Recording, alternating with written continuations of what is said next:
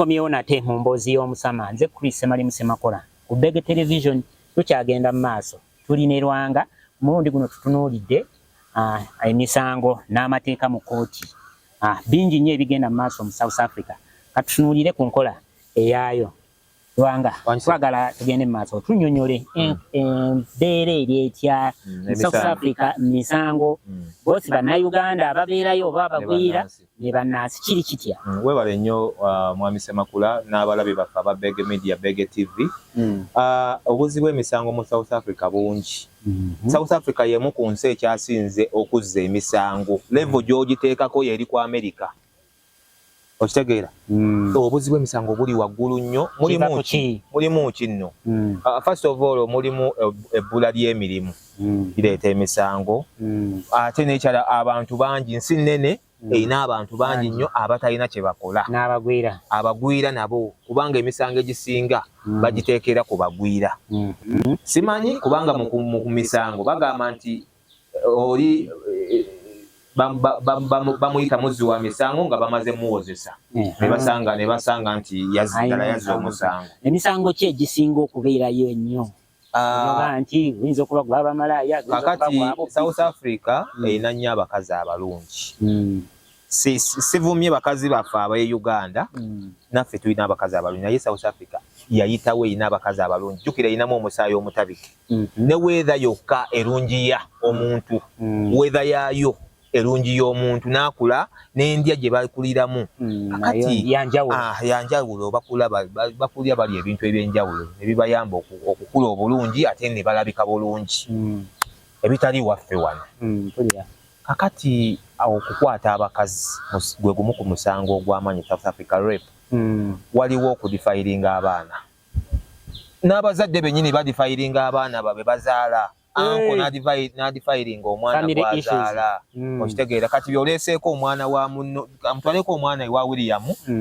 muganda wange akulireko awo ajja kuvanga awo agende kusoma ate nze ne muddako kiri eyo gyekiri ekirala Abannayuganda bakwatibwa misango oba bagwira bakwatibwa misango gy'obufere egyo gyo mingi nnyo ngabafera batya afera omuntu n'amuggyako ssente bagiyita batya false pretense n'amusuubiza nti ngenda kujjanjaba oba ngenda kukolera kino n'amuggyako ssente okitegeera oli kati bw'amala omuggyako ssente kyamusuubiza takikoze kati n'abula kati oluvannyuma ennyo ye n'akola n'amuwawaabira omusango omulala okuvuga obubi kati olw'okubanga ettamiiro lingi South Africa by the way nze sirina bakulaba mwenge mungi nga South Africa omwenge gwe nalaba South Africa abantu banywa omwenge waliwo restriction nti omwenge oyinza okuzina essaawa oyinza ogunywera bweziti ne bweziti restriction weeziri naye nga bwe nakugambye nti ngwe twabadde tutandika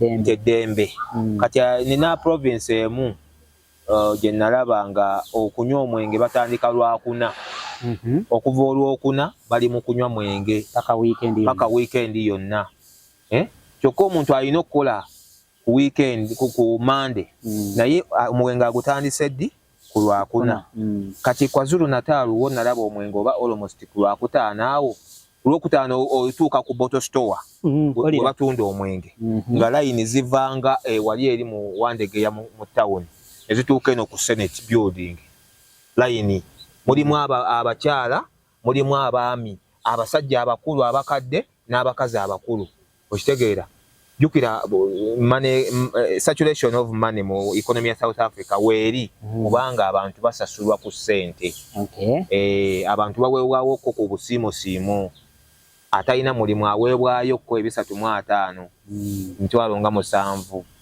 nga munansi buli mwezi zajja mu covid ezo omwana asasulwa kati maama yazaala omwana ajja kujja bakuyita kuwoola kwe kusasulwa ajja kujja ku nkomero y'omwezi afuneyo kasente bagiba dandi nga 5 yemitwalo ndooza nga 10 kati ajja kunywa ku mwenge mu kifo ky'okugulira omwana sabbuuni egulira omwana sabbuuni oba pampa ajja kugulako era eccupa za beers kuba omwenge guli cheap mpulira obumenyi bw'amateeka e South Africa bungi nnyo naddala ku bagwira nga Abannayuganda bagamba nti bafera nnyo abantu naddala mu bisawo by'ekinnansi. Si bannayuganda bokka, generally abagwira. Lwaki abagwira bali involved nnyo mu busawo bw'ekinnansi South Africa? Anti abantu bali baagala nnyo, bakkiriza nnyo mu byobuwangwa. Kati bannayuganda n'abagwira abalala, oba Abanigeria, oba Abamalawi, oba aba Tanzania, bo bakizuula nga okusobola okwefunira naffe ku ssente tulina kukola ki? Tulina kuyita mu area eyo oli gy'ayagala. Gy'ayagala bannansi baagala nnyo bya buwangwa, kati naffe katubajjanjabe.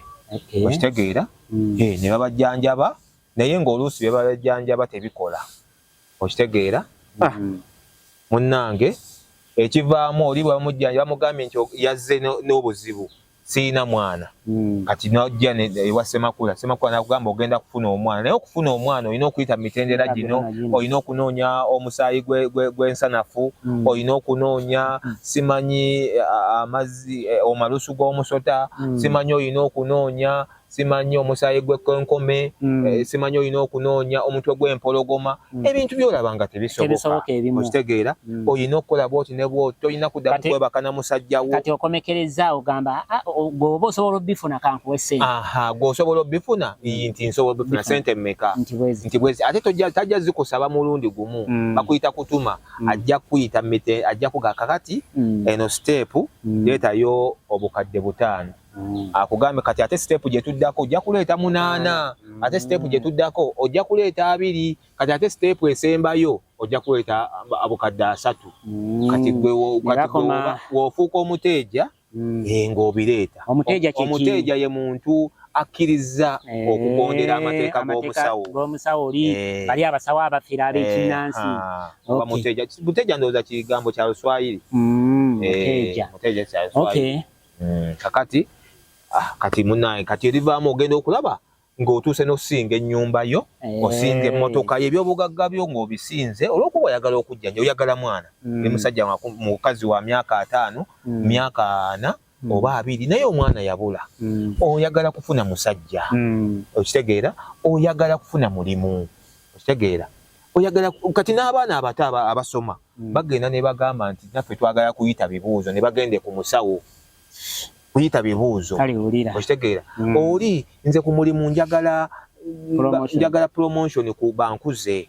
Okitegeera? Ebizibu ebyo nze nina obuzibu mu famire, nze nasika naye baganda bange tebanjagala. Kugamba ebizibu eby'ensi bye tubeera nabyo. Kakati ne nagenda wali eri ew'omusawo omunnansi omugwira aba avudde Uganda oba avudde Nigeria oba avudde wa. Kakati ye ne bamukolako naye nga bamukozeeko bambi bya kifere. Kakati we bambala omufera n'adduka ate ng'amaze okukimanya nti bamufeze, n'adduka ku poliisi awaabe. Kati poliisi oluvannyuma oyo bwe baba nga bamukutte eyamufera bajja mutwala mu kkooti. Kati era emisango gijja kubeera eyo mu kkooti. Kati ono bw'abanga bamukutte nga ssente akyalinawo ajja saasaanya ssente nnyingi nnyo ku musango ogwo. Oluusi bapulida abamu bazungu, oluusi abamu bakaladi, oluusi abamu bannansi baddugavu bannaffe. Tegeera? Naye ng'emisango mingi nnyo, waliwo okuvuga obubi olw'ettamiira abantu bavugisa, era abantu abamu bafa nnyo, obubenje bungi bafiridde mu kabenje. Enguudo jjukira nnungi, kati otamidde ovuga speedi ng'oggyeko ekyo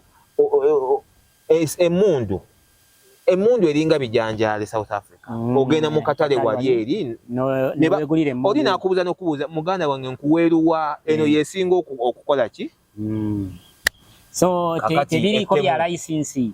License weziri okuba ne license nga wane Uganda ogenda ofuna pistol tekedwa ate license eyo yino gizza obujja buli mwaka. License weziri naye ate mundu ezimu ezikola emisango ezirina bizoogerako. Wakati nsobola ogifuna mu bumenyi bw'amateeka ne mmala ogikozesa ate nange n'enjigabira omulala. Pozi n'ekyala obubbi obulala obuliwo, waliwo obubbi bw'emmotoka zino etambuza ssente. Billion cars. Money history bakiyita money, omusango ogwo baguyita money history oba. Kati emmotoka ezo zitambuza ssente. Ababbi eri bazikuba bubbomu. Bazikuba bubbomu, bazitega ne bazikuba bubbomu. Kati bamala ozikuba bubbomu ne baluka.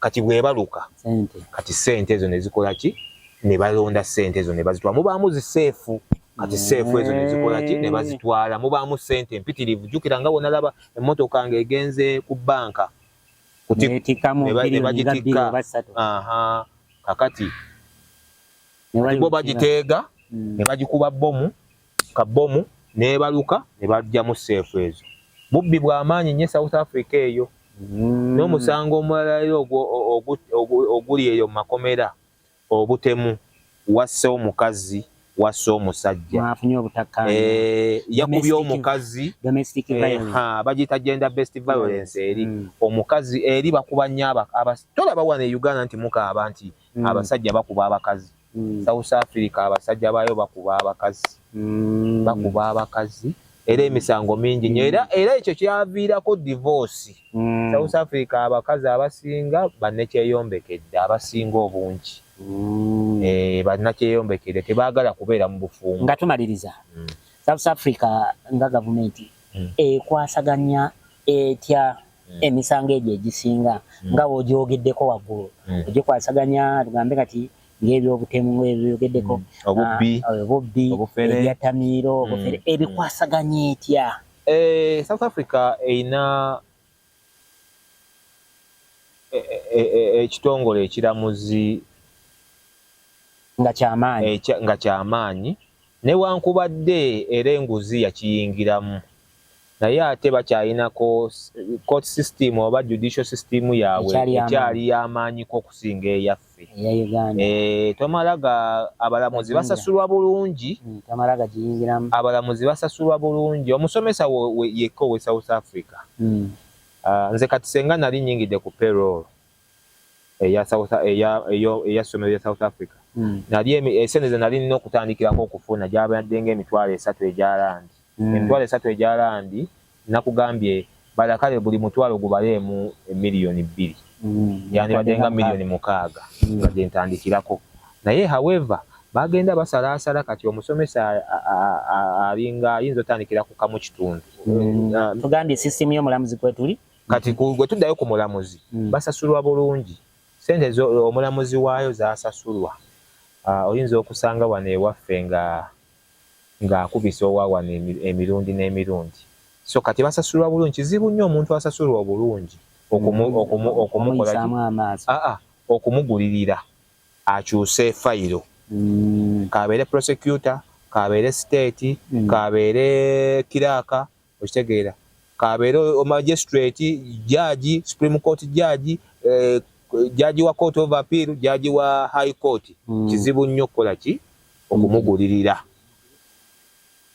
kati bannayuganda bangi bali mu makomera nabadde nerabiro kikugamba era bannange tukubiriza nga tuyita wano bakuyita wano ku mukutu gwaffe ku TV yaffe eŋŋanze ya Beg Media Beg TV tukubiriza abazadde abalina abaana e South Africa abalina abaana baabwe South Africa nga bagenda kukola babanoonyeeko bayinza nga bwe muba nga temukyabalaba bwe baba nga tebabatemula bwe baba nga tebaafuna bubenje kufa abaana abo baliwa makomera bali mu makomera babasiba ng'emisango egyabasibya mulimu obufere nti oli simanyi nja kujjanjaba owone n'amuwa ssente ze mulimu nti oli bamuwaayiriza nti yakutte omukazi n'omukazi yennyini gw'olina mu mukazi we asobola okuwaayiriza n'akusibya akutwaleko ebibyo yakutte